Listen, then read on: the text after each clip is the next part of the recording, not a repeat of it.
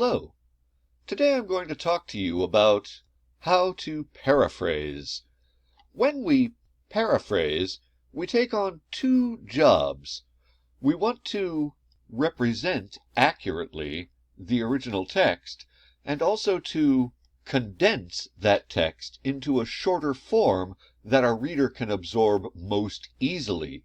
We want to show our original material truthfully, but we also want to show it in a shorter way.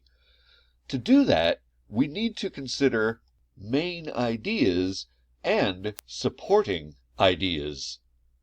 We need to show our reader that main idea so that our reader can understand how we're using our source, and also choose the right details to help our reader see things in the way we want them to. Just as importantly, we need to remember to choose which details to leave out so that we don't just restate the entire text and miss the point of paraphrasing. To do this, to see how this is done, let's take a look at a text which I will paraphrase. Specifically, let's take a look at this text, and I hope you'll forgive me if I read this to you, but I want to make sure that everyone is operating at the same pace. So let's take a look at what this says. When the student is ready, the teacher appears is a Buddhist proverb that applies well to all areas of education. No matter how hard a teacher tries, learning only begins once a student is ready. For most adults, returning to school after several years can be intimidating, and a certain degree of apprehension should be expected in adult learners. Getting past the initial uneasiness of adult learners can be a challenge. Well, the first thing we can see here is the main idea, which the author seems to think important enough to repeat twice. It is the idea expressed in these two sentences. For that reason, my paraphrase really must include this main idea.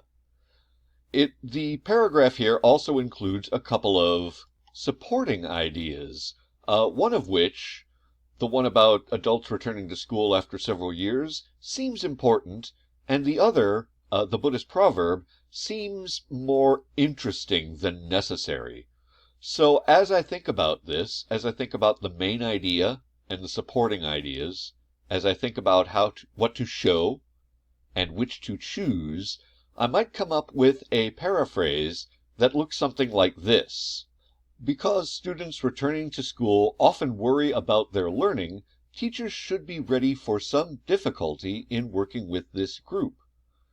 Notice that my paraphrase includes the main idea of the challenge or the hard work of working with adult students, and also includes the supporting detail that students face some apprehension when they return to school after some years.